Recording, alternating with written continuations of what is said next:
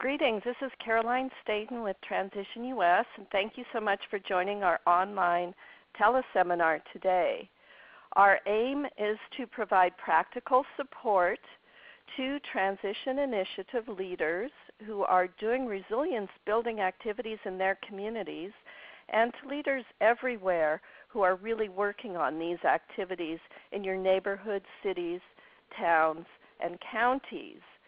And we want to offer these teleseminars at no cost, but do ask that you consider making a donation to transitionus.org.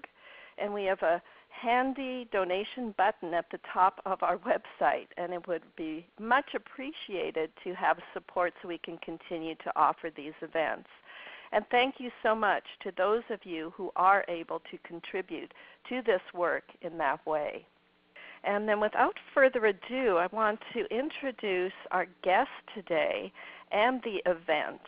So this event is called Policies for Shareable Cities, How to Catalyze Just and Resilient Local Economies. And we're really going to explore with our guest today, what is the sharing economy? What is a sharing city? How can the principles of the grassroots sharing economy be applied to towns and cities in ways that strengthen local economies, empower the underserved, and increase community resilience?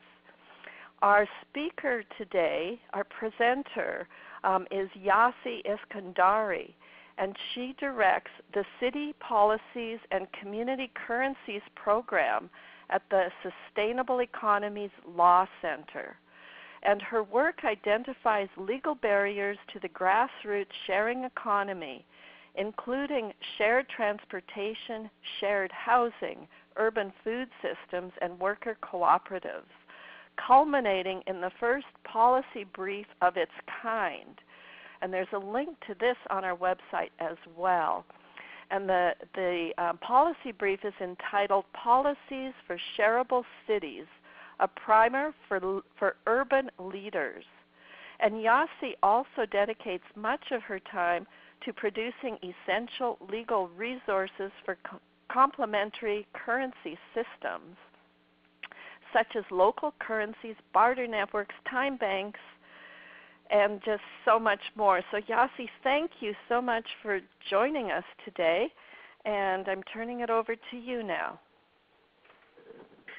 Thank you, Caroline. It's lovely to be here and to be joining this group of folks all over the U.S. Before I begin, I actually do have a poll. I would like to hear from people who are joining us today, just to see where you are.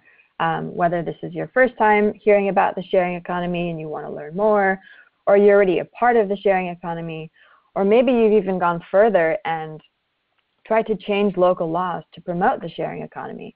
So the question is, how actively involved are you in the sharing economy?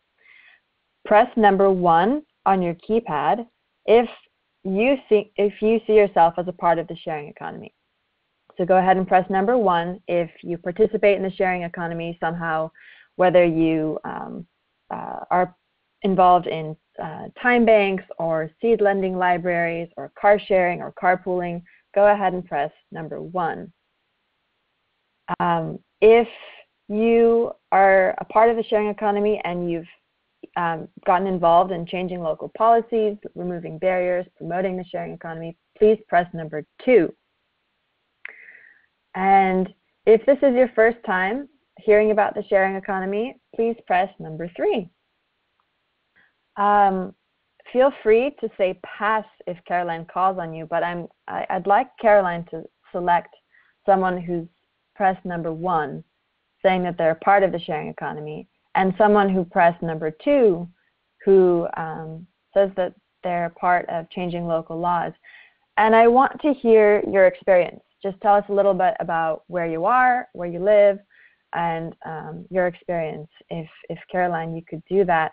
And again, feel free to say pass if you're called on and you don't feel like sharing. Great. Thank you, Yassi, for this. So we have 46% of the people on the call said that they are involved in the sharing economy. 19% rather, said that they have been involved in policy change, and 15% are learning about it today. Wow. So here I go. Christopher Thompson, if you don't mind, if you could say something about your experience briefly with the sharing economy. And feel free to say pass. No, I'm sorry. I just had to take my phone off mute. Okay. My name's Chris Thompson. I'm from Bozeman, Montana. I guess when I finished school a couple years ago at Montana State, I realized, how things were looking on the economical front, and came across Transition Town, the shared economies, that sort of thing, and began implementing that, my wife and I, here in Gallatin Valley, and it's been very, very well received. What kinds of things? What kinds of initiatives are you guys focusing on? Well, we kind of started our own little deal, and then, as I said, it's morphed into Transition Town. We just got a chapter set up here in Bozeman, and we're working. Really the time banking is most intriguing. We don't have anything really official set up, but working towards it. That's wonderful. That's wonderful. Thank you. Thank you. And then for someone who's been working on policy, if you don't mind, Gretchen Zalkind, if you would let us know what you've been up to. Hi, this is Gretchen, and I'm in New Orleans, Louisiana. And I am the director of our time bank here, but I'm also the time bank is part of a partnership of neighborhood groups, and we also, one of our initiatives of our umbrella group is a participatory budgeting. I'd like to say we've made progress, but at least we're doing a lot of outreach to let people in New Orleans know that such a thing exists.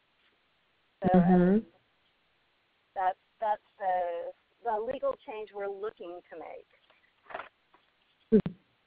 Wow, that's great. Thank you, Gretchen.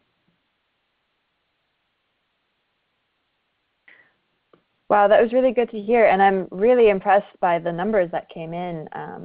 It's always hard to tell who will show up on these phone calls, and I'm really excited that a lot of folks are already involved in the sharing economy. And to that 15% who's just now getting on board, welcome, and it's a thriving and exciting movement to be a part of. So again, thanks, Caroline, for having me.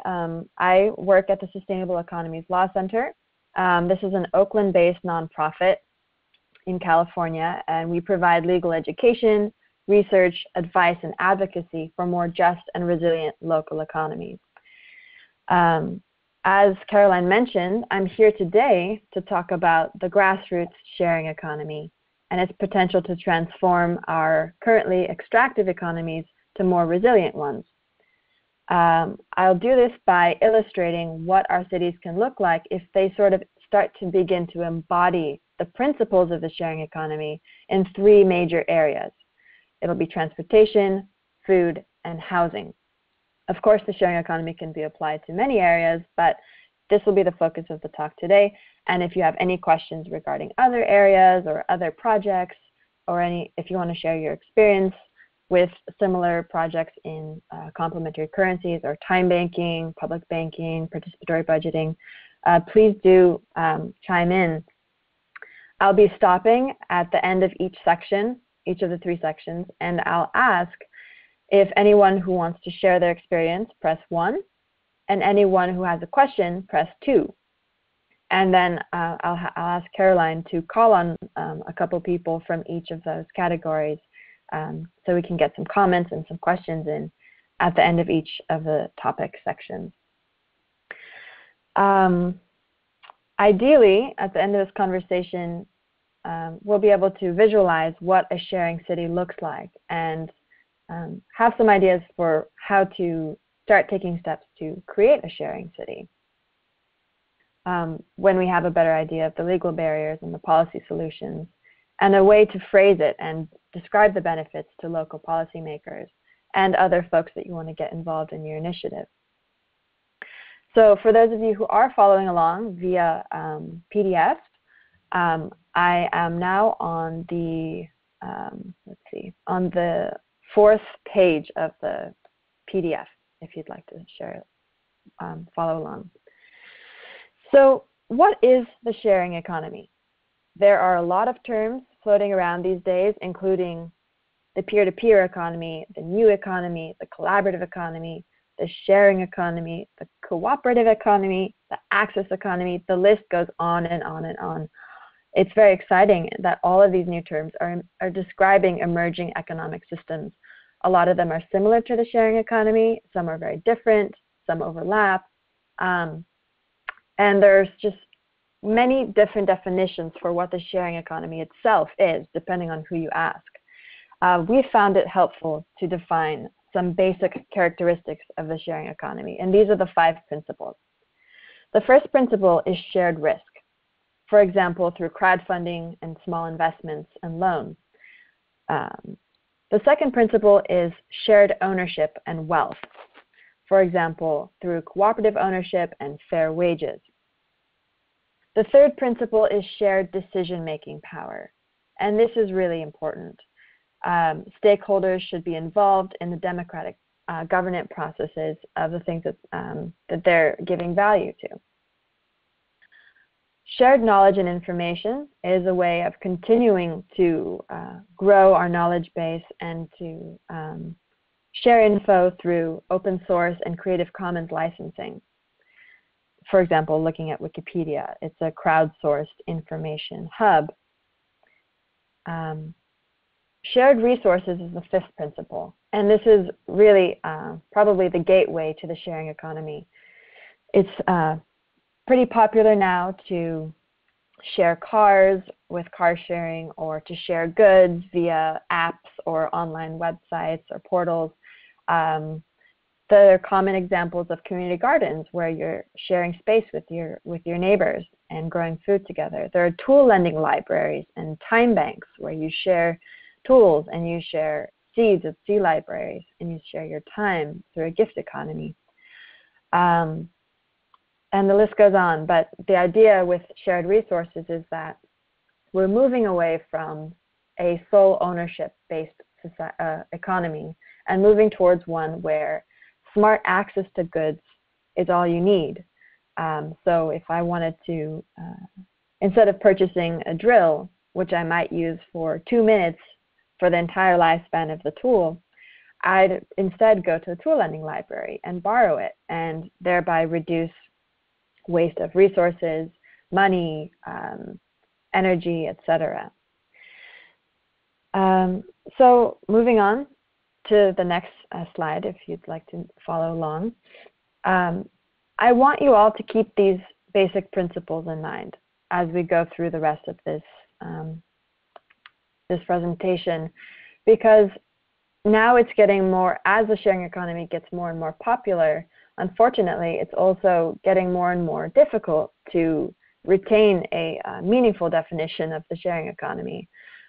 Many of you might have noticed that larger companies like Uber and Lyft and Airbnb have really taken the spotlight with media coverage. And the sharing economy, the first thing people think of when you say that term, people think of, oh, yeah, renting your room or getting a peer-to-peer taxi service. So I think that one of the important things for us as members of this movement towards the sharing economy is to make sure that we maintain the integrity of the definition of the sharing economy, and to always ask ourselves, what exactly are people sharing when people talk about creating a sharing economy company?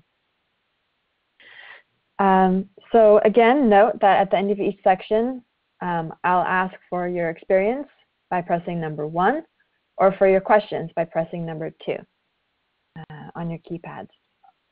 So what just what does transportation look like in the sharing economy?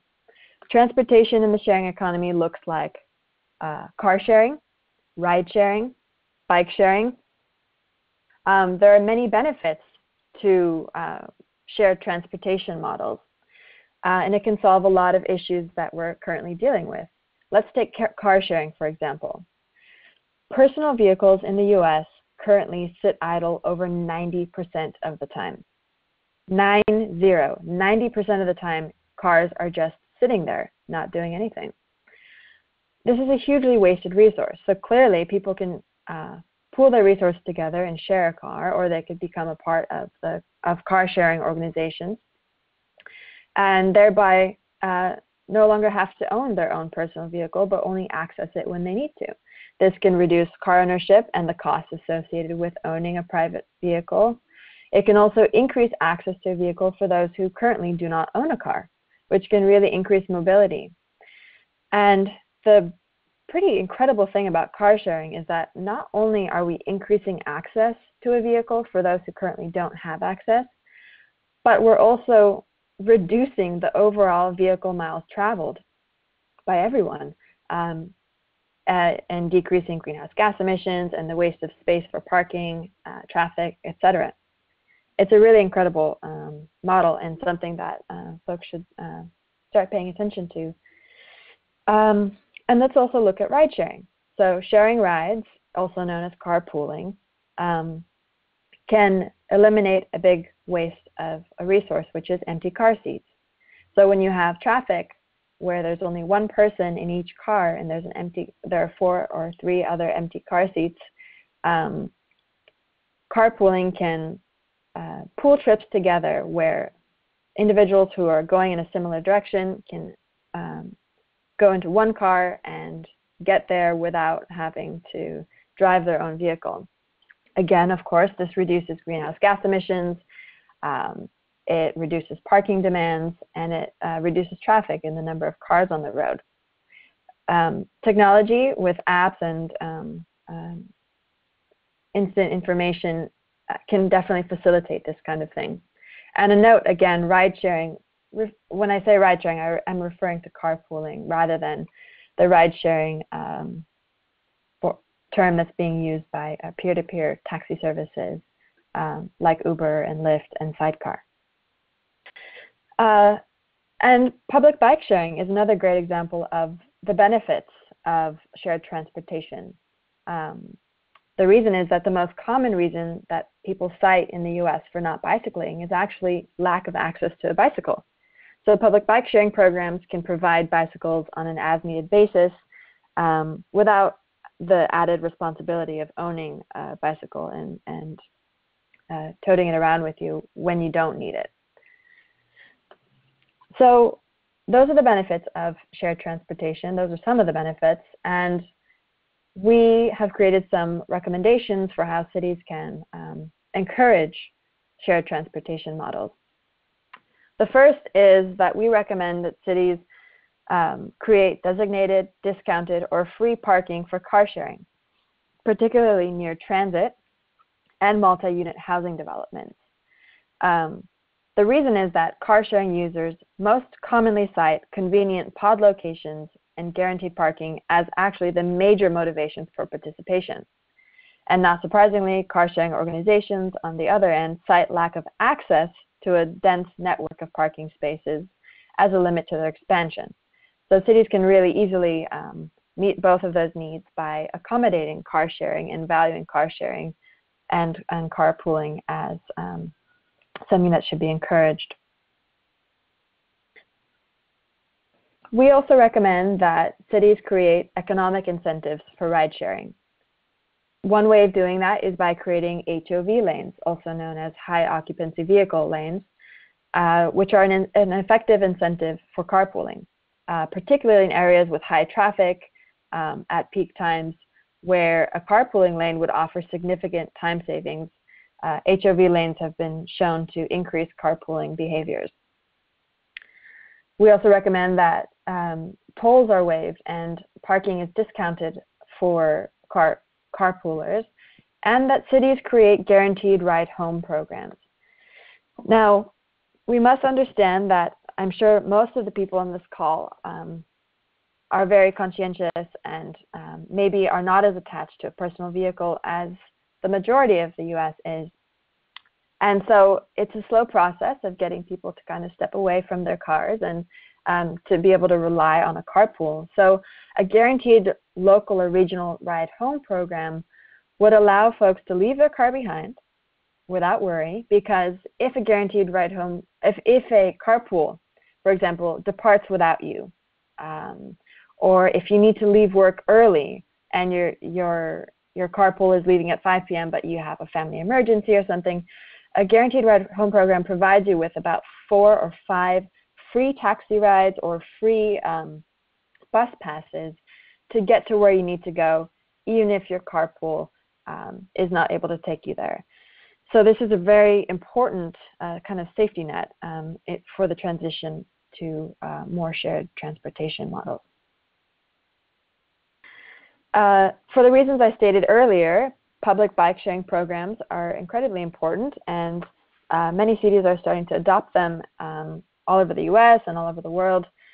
San Francisco recently adopted one, and it's pretty nice to see these little blue bikes riding around town. Essentially, public bike sharing programs can create a modal shift from vehicle travel to cycling, and can also provide a really important transit connector service between, let's say, rail or bus stations to the other areas that aren't directly connected to public transit. So I'm going to stop here and ask that anyone who'd like to share their experience with shared transportation to press number 1.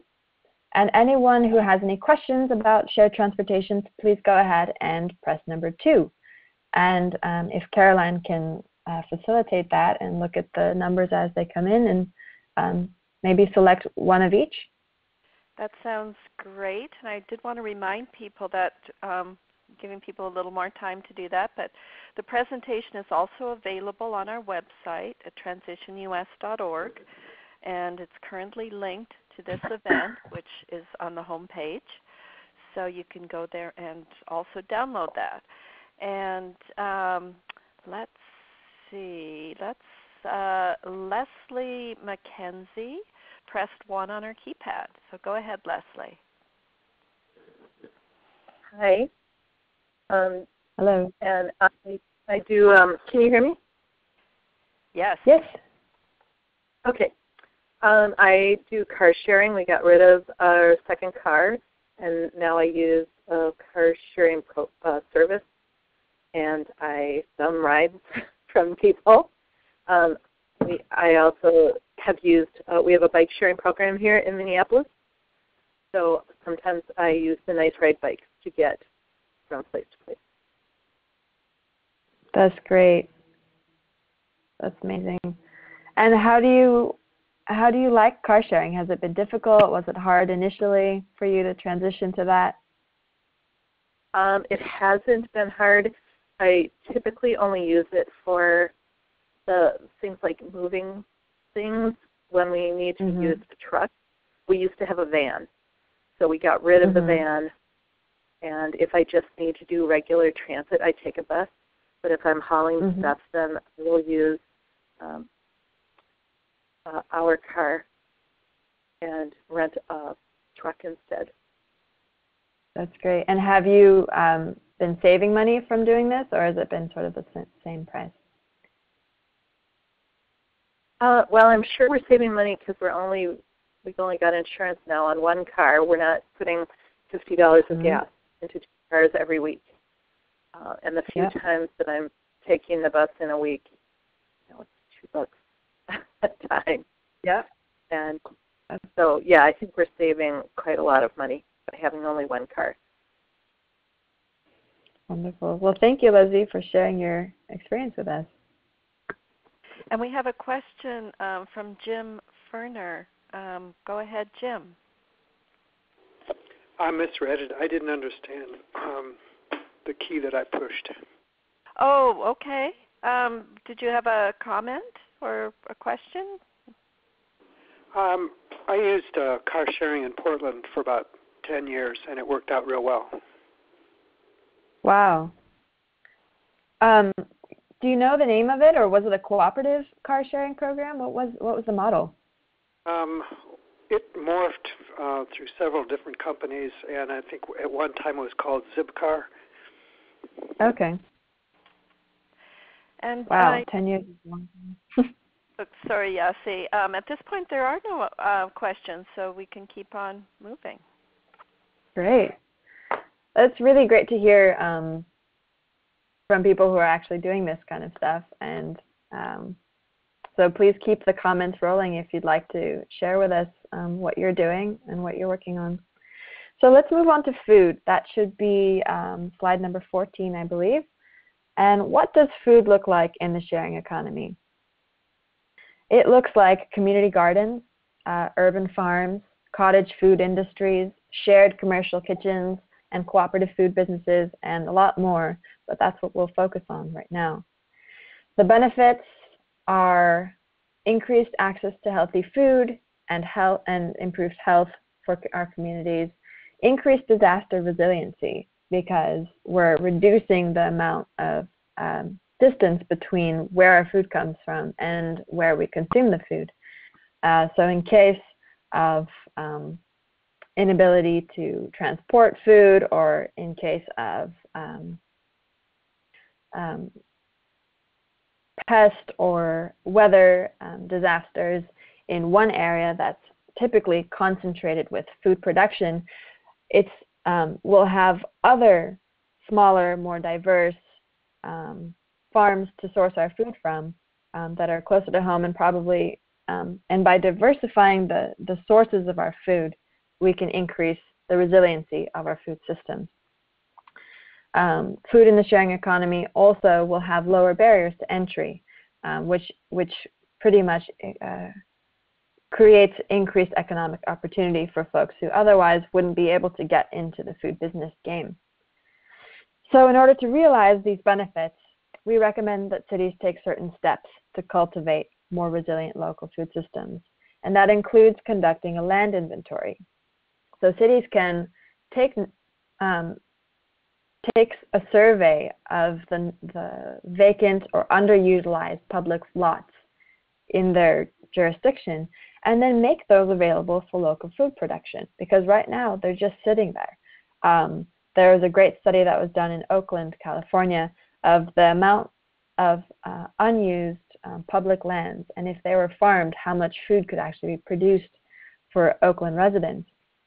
And this is a very important point, because in a time where we have food deserts in the middle of our cities, it's incredibly important to start creating areas where people can access food, grow food, buy food, have food donated, share food. And a food desert, for those of you who have not heard the term, is an area that has limited access to food, healthy food. For example, you can have an entire area over here in Oakland, a neighborhood where there's nothing within miles of you beyond a corner store or a liquor store. And your food options there are very limited, typically unhealthy, and are causing a lot of issues. So there are nonprofits, there are community gardens, there are urban farmers who have taken it upon themselves to start creating local, very nearby gardens and CSA, community-supported agriculture distribution points in those areas that don't currently have access to food. We're moving on to around slide 18 right now, in case you're following along. We also recommend that cities create financial incentives to encourage urban agriculture on privately owned lots. So whereas the first recommendation relates to publicly owned lots, this recommendation refers to privately owned lots, where unfortunately a lot of lots sit vacant or underutilized and don't have an incentive to farm on them. Maryland is one example of a place where cities actually provide tax breaks for food production, And in California, AB 551 just passed recently. It's called the Urban Agriculture Incentive Zones Act. And what it does is it enables cities to sort of opt into this program to assess lots at a value for agriculture, for food production, as opposed to at the highest and best use, which would be maybe luxury condominiums. And that way they pay lower taxes if they allow the entire lot to be used as a farm, as a community garden, as a farm for at least 5 years. Philadelphia has a little bit of a different approach. They kind of use a carrot and stick approach, and the city will actually assess a yearly vacant lot registry fee. And that vacant lot registry fee can be removed or reduced if the lot is used for food production. So both of these policy recommendations really encourage the productive use of urban land to strengthen our local food systems. We also recommend that cities allow urban agriculture and neighborhood produce sales. So there are a few cities who currently do this. That includes Oakland, San Francisco, Seattle, and Philadelphia, where the biggest barriers to urban farming and selling of produce is actually zoning laws. These cities have revised their zoning codes to legalize farming, and it's hopefully a growing trend. We also recommend that cities promote or support food gleaning centers and programs, because in the US, 40% of food is actually thrown away. Unfortunately, a lot of this food is wasted at the production and distribution stages, and gleaning centers can actually help to fix that by consolidating and distributing nutritionally sound food, but maybe non-commercially viable food, to people who need it. It's pretty absurd that we're creating so much food, so much more food than is actually being consumed, and yet we have so many hungry people in the States. And lastly, we also recommend that cities build or subsidize shared commercial kitchens. And the purpose of this is to, again, remove the very high barriers to entry in the food business. Because of our health and safety codes, it's required that food enterprises use commercial kitchens, and that can cost a lot of money. And a shared commercial kitchen allows people to just use it for a certain amount of time and only pay for those hours. It can be a really helpful way to incubate new small food enterprises and cultivate a more diverse local food system. And we also recommend that cities allow food production activities as a home occupation. And this recommendation goes beyond the city level and goes to the state level. In 2012, SELC, the Sustainable Economies Law Center, helped to pass AB 1616, which is called the Homemade Food Act. And this allows people all over the state to create non-potentially hazardous foods in their home kitchens. That includes bread, pastries, jams, etc., and to actually sell that food and create small businesses. And this again gets at the lower barriers to food enterprise, because you can test out your product. You can see if it'll be successful. You can kind of create a customer base for your product. And again, I think California is one of about 33 or 34 states in the US who have a cottage food law, and it could be something interesting to start promoting at the state level if your state is not one of them. Again, I'm going to pause here and see if anyone has any experiences that they'd like to share about shared food and small food enterprises or community gardens or urban farms. And if you have a question, to please press 2. So press 1 on your keypad then if you have an example to share, and 2 with a question. And it always takes a little moment to get it up here on our site where I can see it.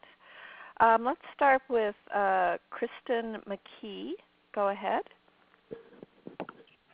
Hi, this is Kristen. I'm with Emma's Garden in Portland, Oregon, and we're working to create sustainable, just local economies in Portland. This past year we had a market garden, and currently we're trying to find our niche where we can be most effective over the coming years.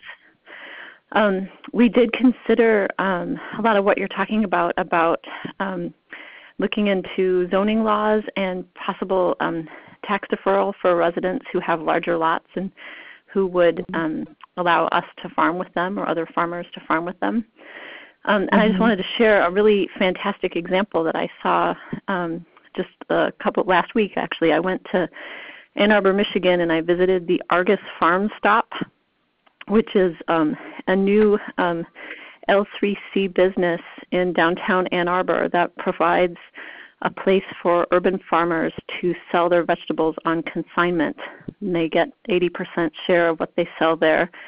And apparently Michigan has a law that won't allow people who prepare certain foods outside of a commercial kitchen, they need to be present for the sale of the food.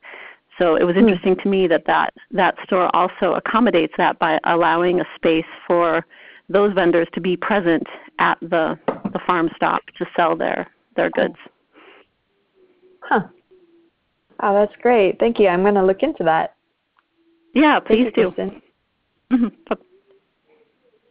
And Hannah Nielsen has a question, so over to you, Hannah.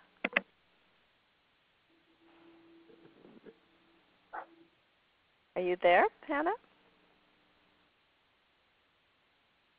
Might be on mute. Can you hear me? There you are. Great. Sorry. Yeah, I had a question around the creating food gleaning centers and programs, and I was wondering if you had an example of a model and practice with that.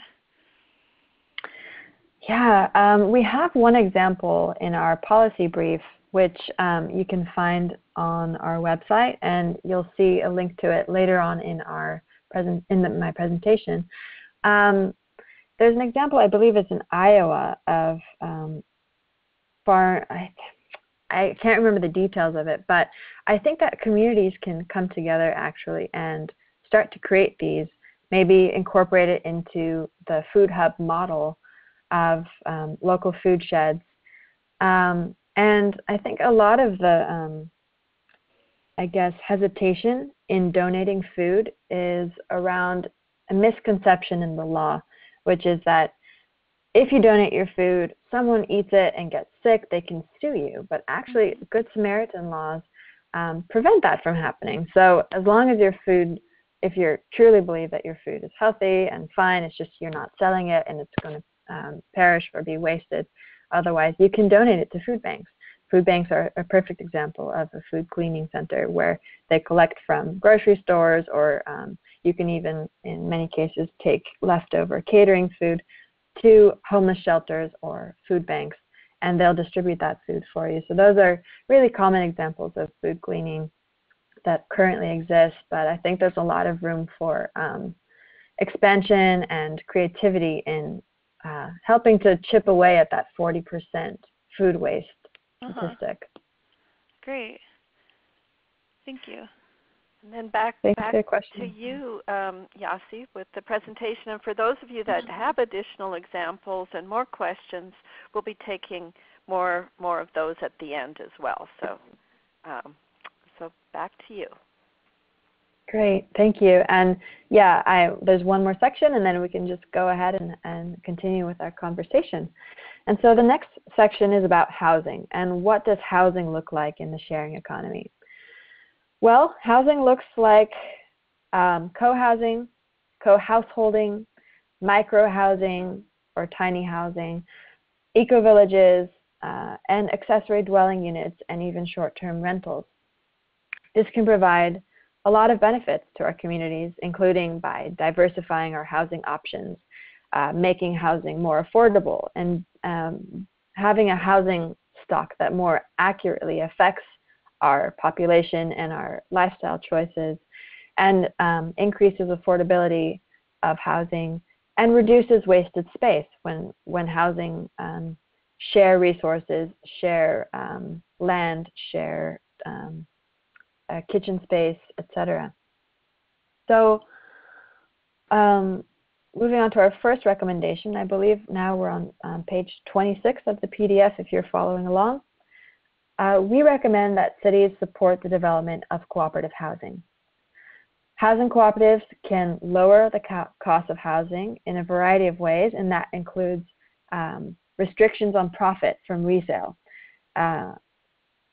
In the Bay Area, it's, in case you've heard, it's a very popular place to live, and it's just becoming increasingly so. Unfortunately, it's having the effect of gentrifying many of our neighborhoods, shooting up housing prices, pushing people out of San Francisco and now over to the East Bay, and then that's now pushing people out of Oakland and Berkeley and to other areas. So housing cooperatives paired with community land trusts could actually play a really important role in maintaining the affordability of our communities. And you can do so by building these rules into the actual formation of the housing cooperative. You could also save costs by self-management, by achieving nonprofit status, and therefore the tax benefits of doing so. You can share costs by sharing facilities, or you can reduce costs by sharing facilities, and you could also potentially qualify for local subsidies if your city values housing cooperatives as a way to provide consistent, safe, clean, attractive, affordable housing options for everyone.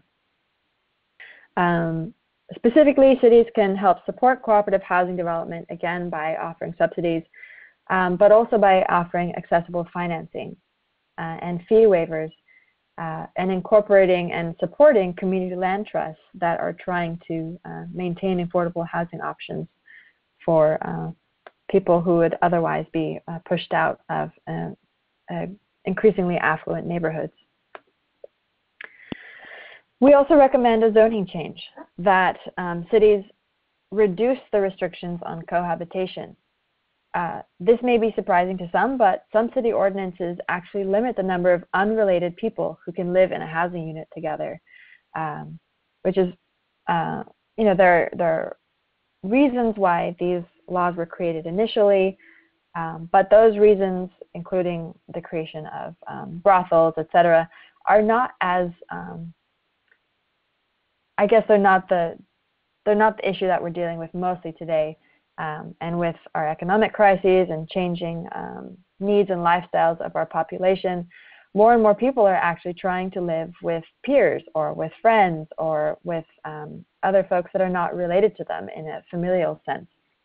And so city zoning ordinances should realize that and create more appropriate zoning regulations to enable people to live in these kinds of living situations.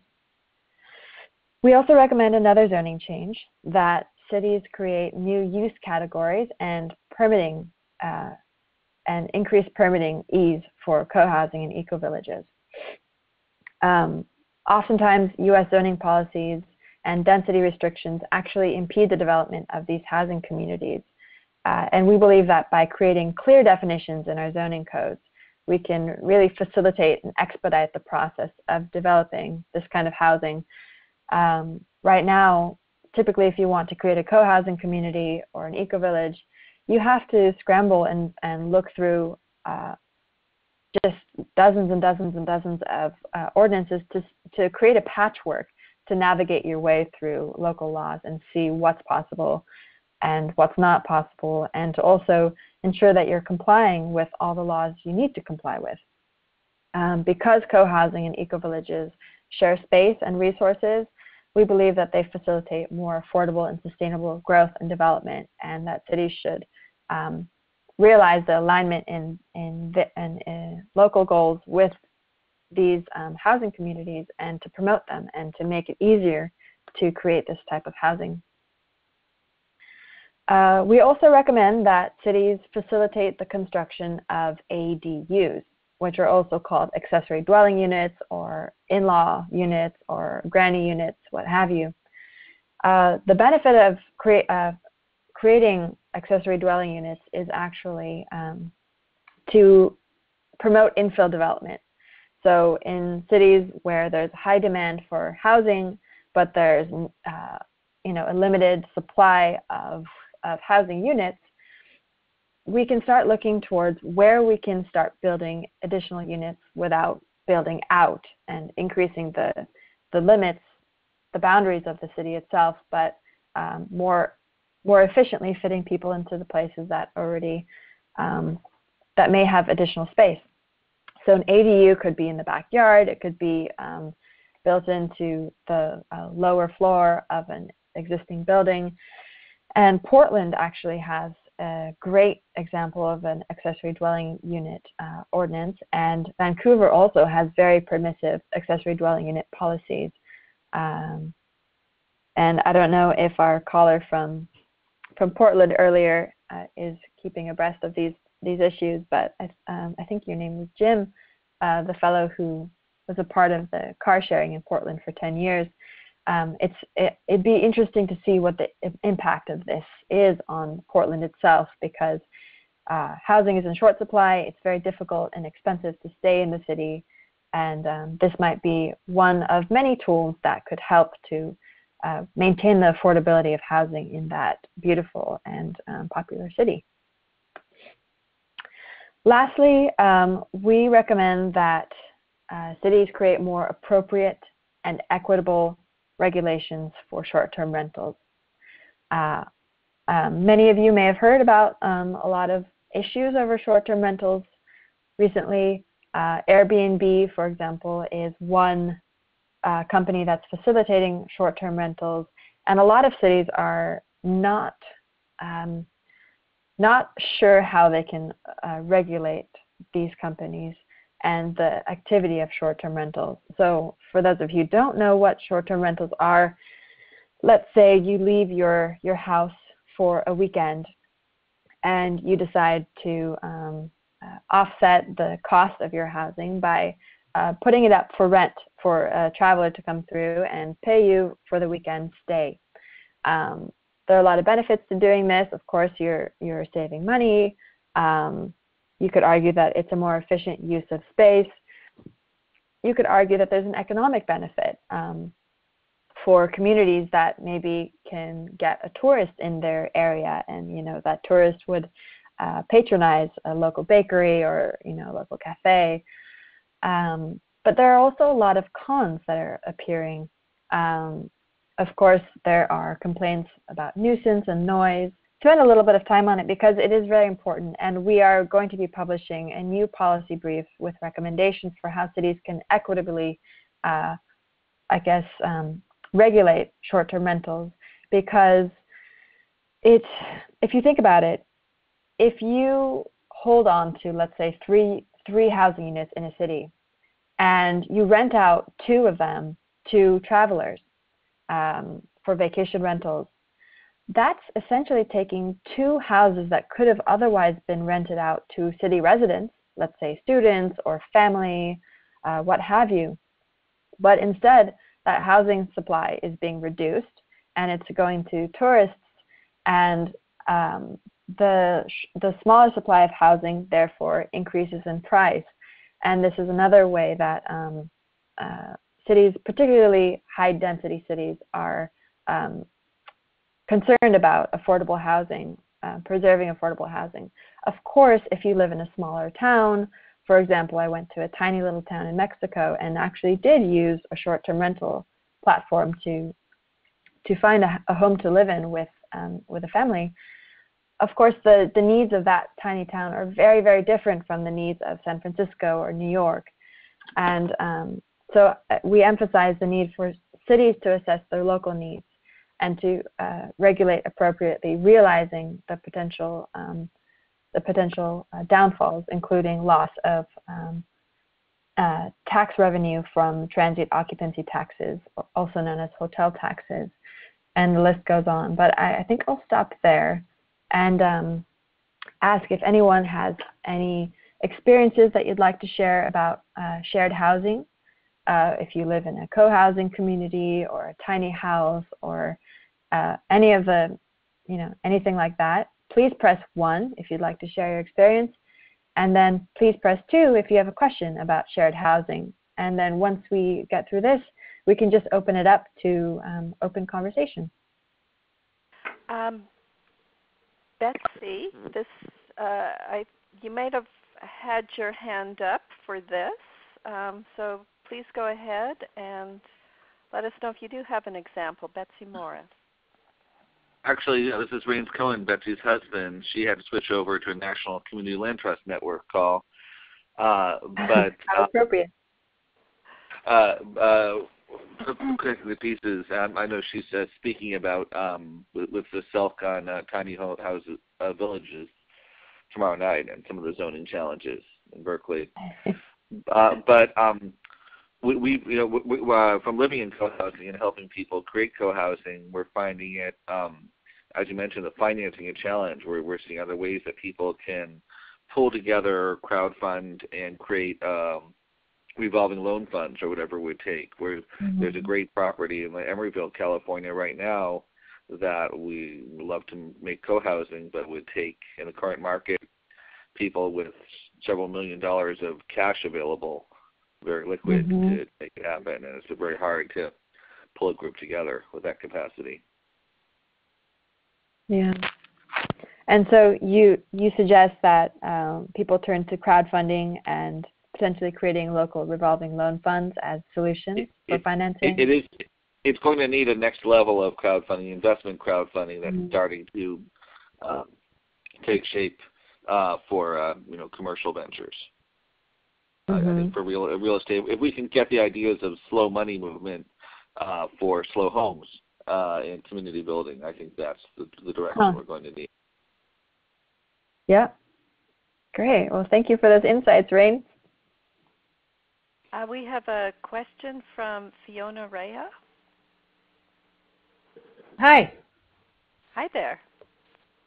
Well, I actually submitted my question in writing, so I don't know if you have that there, but I wanted to respond to two things. One is that I am trying to found an EcoVillage, and actually have a college student from the University of Oregon working with me on, we were trying to create EcoVillage Zoning, but again, we ran into so much resistance, and the big issue being the density issue, and we were going to try and do, show that the carbon footprint would be less, et cetera, et cetera.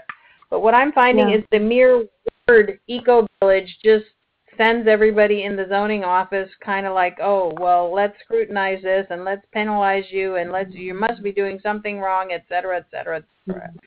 I'd be really interested in finding out how I can keep a liaison with what you're doing on that particular issue, and how we can maybe apply it. What we wanted to do was create something, specific for the land that I have, but also for a template that can be used by any other EcoVillage who wants to get started, because I really feel like that's something people want. I mean, every week people are sending me requests saying, we want a better life, we want something better. And at the same time, I also get the feeling people want me to just give my land for free, and, I got just propositioned 2 weeks ago for like, oh, here, I'll pay you $1 for a 99-year lease, and, we'll help build this EcoVillage. So I'm struggling, too, with just how to structure it on a financial level so I don't lose my shirt, because I'm a single parent of 4 kids, and I just recently remarried, and I have to factor all those needs in. Like, if you have any suggestions on that, I'd appreciate it, too. Yeah. Okay. Well, thank you so much, Fiona, for calling in. That's exactly the question. With EcoVillage zoning, how do we communicate to our local policymakers that an EcoVillage would provide so many benefits, but the benefits, of course, higher density typically means more burden on infrastructure. But the entire purpose of an EcoVillage is to reduce your impact on whether it's use of water by recycling water or capturing rainwater, whether it's creation of waste, because an eco-village typically would have a garden, a composting system, worm composting system. It would probably have renewable energy production right on site or nearby. And transportation would probably be less car-oriented and more oriented towards maybe car sharing. The community could share 1 or 2 cars, or around public transportation or bicycles. So it's incredibly important to communicate these things to local policymakers. It sounds like you've tried to do that. And this is a continual problem and something we need to address. I'm working on a project in Goleta, California, with a brilliant and dedicated friend of mine, Ben Werner. Goleta, California is actually where UCSB is, the University of California, Santa Barbara. And the city is considering a local ordinance called the Sustainable Living Research Ordinance or Initiative, which would allow people to create natural building, tiny homes, rainwater catchment systems, composting toilets, the things, and gray water, I may have mentioned gray water systems already, but things that are currently prohibited by local zoning ordinances. It would allow them on a research basis. So it would incorporate the local university, colleges, institutes to monitor these projects essentially as science experiments, and enable people to apply and have these things in their homes. Of course, this isn't the ultimate goal. The ultimate goal is that we will prove that, again, these practices are safe, healthy, and fine, but the barriers are political barriers. They're not barriers in knowledge. They're not gaps in knowledge about the safety or benefits of these practices, but the barriers are really of political opposition. So the ultimate goal is that the city of Goleta may adopt ordinances that allow people to incorporate these sorts of practices in their homes and on their residential properties without having to even have it be on a research basis. So I think we should start thinking more creatively, honestly, to find ways to allow people to live the way they want to, and to have the sorts of public benefits that they can on energy use and burdens on infrastructure. Well, how can I get in touch with Ben? Let's see. Ben, no, I can't remember his email off the top of my head, but I can put you in touch. You too. Perfect. How about I'll put Fiona and Yassi in touch. That'll perfect. Okay. Yeah, perfect. And one more note. What's the name of the town? Go ahead. What's the name of the city or the town that he's in? Goleta, Goleta, California. Okay, thank you. Sure. And just a last note to Fiona on the financial structure and how to fund these kinds of things. I would look into whether you have a community land trust nearby. A community land trust can actually purchase land and own it, and then lease out the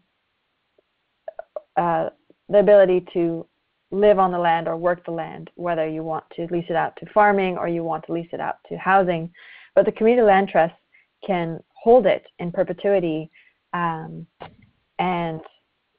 you can either gift, community land trusts receive land by either gifting, for example, people put it in their wills, but you could also sell it to community land trusts, granted if they have funding to purchase the land. So that's another thing to look into in terms of financing an eco-village. Okay. Thank you so much. Thank you. So we have a number of people will be rotating off the call at this time. If you've been with us, and thank you so much for being with us for over 60 minutes. And for those of you that can stay a little longer, Yassi can take some more questions and some more comments.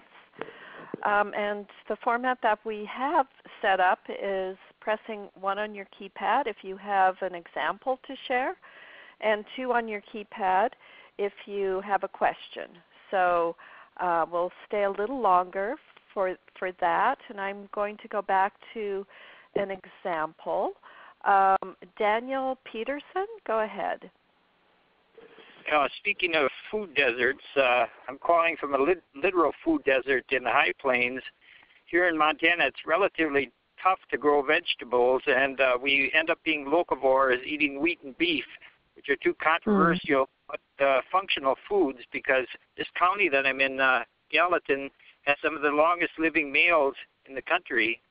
But we have been relatively clever, the New Age types, with modern technology and greenhouses. So we are getting a lot of foods from 100 miles. But since we have to be so careful with our water, as should the world, I have a question for you. What would you plant as edible foods in a dry area? Because you're getting a lot of coastal areas calling in. That's a wonderful question. I guess it's less of a question of what crops I would grow. I think it's more of the process and the agricultural systems that I would choose to use. I would look at permaculture. I believe that permaculture has a lot of wisdom and knowledge about how to deal with any climate situation and produce an abundance of nourishment from it. You can look at what permaculture has been able to do in the desert of Jordan and see that they were able to, in just a matter of, I think, 6 or 7 years, turn an arid land through bioswales and mulching and other permaculture processes to turn the desert essentially into an oasis of fruit trees and other food production. So maybe the answer is in moving away from a very Western type of industrial scale agriculture, or increasing our technology constantly and looking to technology for the answers, but looking towards nature for the answers.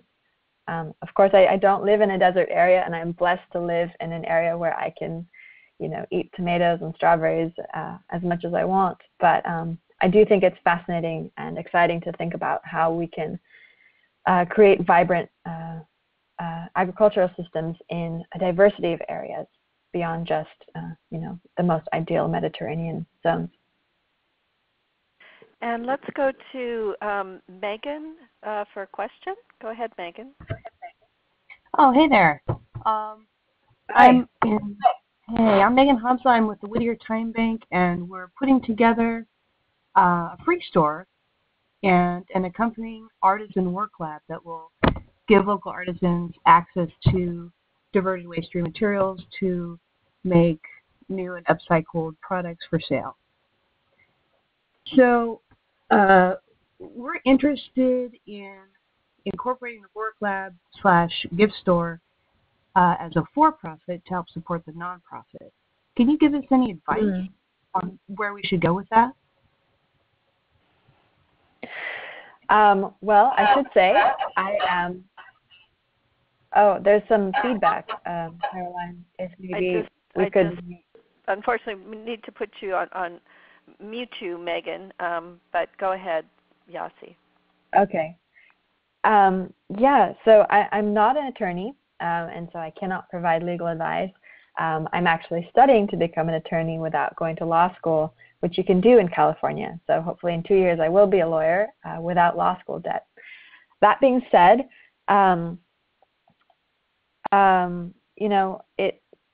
it seems like your project is squarely in the middle of the sharing economy, and you're looking to reuse and reducing resource use. That's an incredible project, and it's important also to have sound financial models. I am familiar with nonprofits having an unrelated business which can fund the nonprofit, but of course the unrelated business would be taxed. It wouldn't be relieved of paying taxes. any profits that are made from that and that go to fund the for-profit.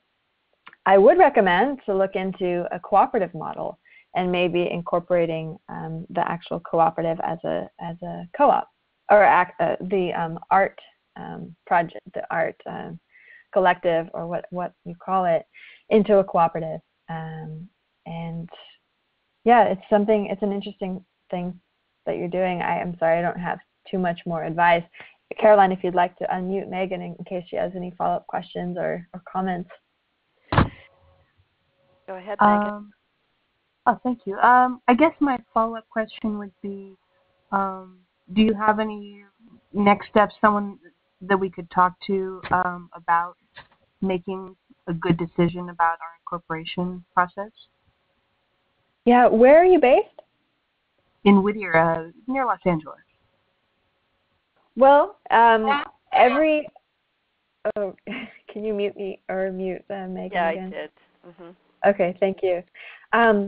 Almost every week, the Sustainable Economies Law Center provides free pay-it-forward legal advice to people who are creating nonprofits or worker cooperatives or community gardens, what have you. And you can come into our legal cafe and get that legal advice. We hold these legal cafes in Oakland and Berkeley currently, and you can look at our website to get the times and details in case you or someone else in your project wants to make a little trip up to the Bay Area. We would love to speak to you. Under of events at theselk.org/cafe, or you could go to theselk.org/events. That's THESELC.org/events, and you can see when the next legal cafe is. Thank you for that, Yassi. And let's go. We have a couple more minutes. Penelope. I am here. Hi, Penelope. Hi, how are you? I'm doing good. Okay, I'm getting a little bit of feedback. Can you hear me okay? Is that fine? Yes, go ahead. Okay, perfect. So my name is Penelope. I'm calling from Oakland, California. I work as a transportation planner. And I kind of wanted to share both my experience and to ask questions regarding both the housing sharing economy and the transportation sharing economy.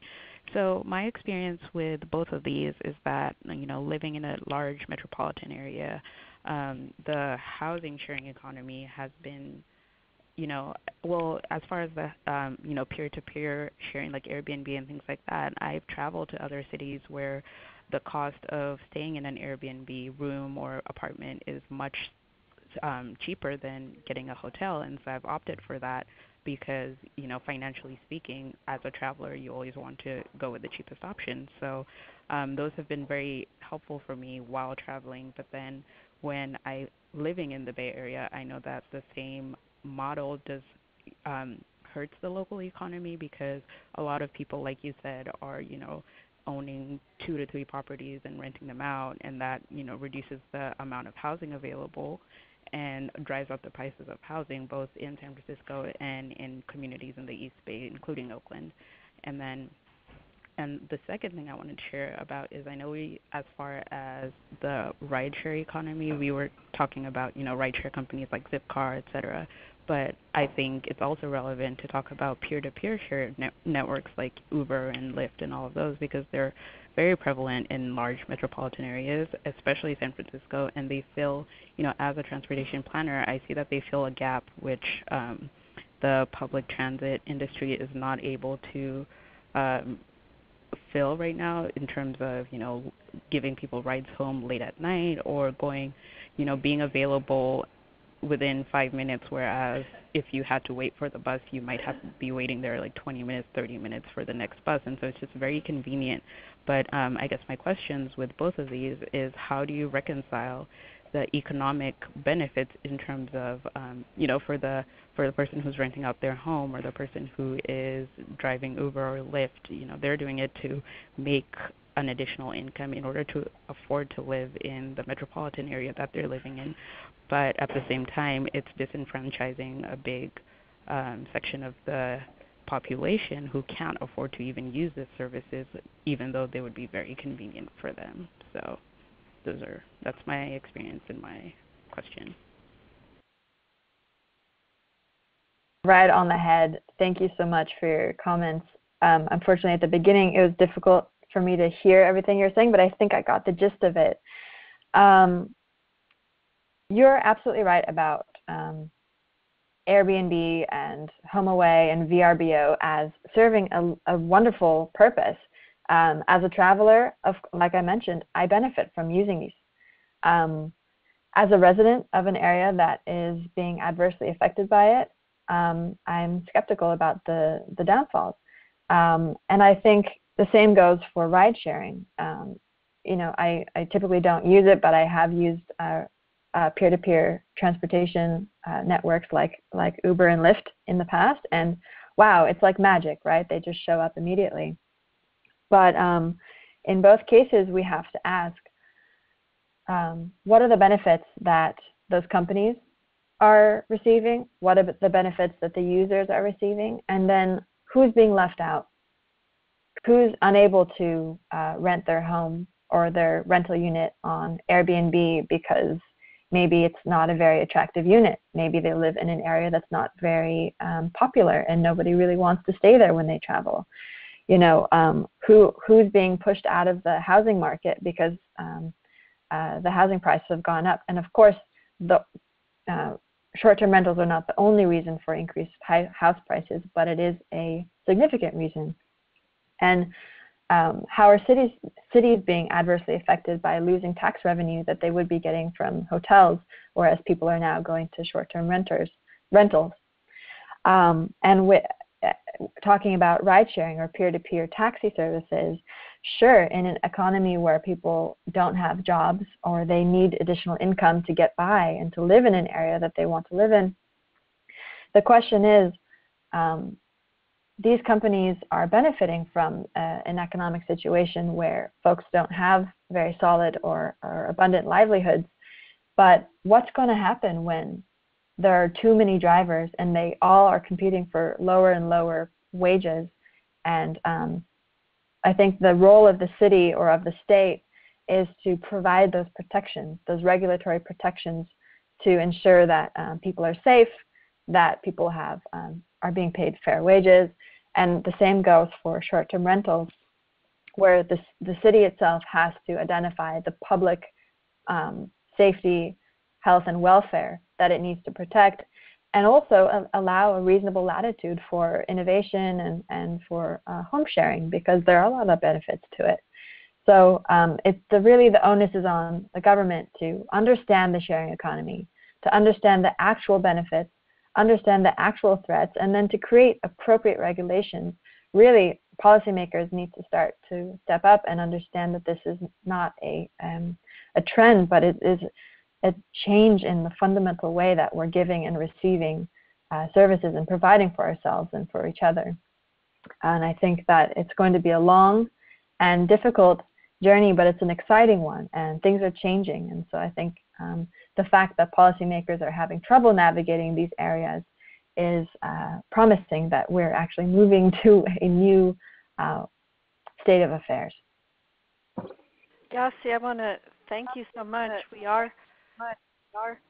are out of time, and just wanted to thank you and thank the great work that's done at the Sustainable Economies Law Center, and thank all of the participants today. And as we sign off, I'll just unmute everyone, and you can give a shout out to Yassi as you go, and hopefully you'll be able to join us on some of our numerous teleseminars that we're just starting to list in 2015. So until then, happy holidays, everyone, and thank you so much for joining us today.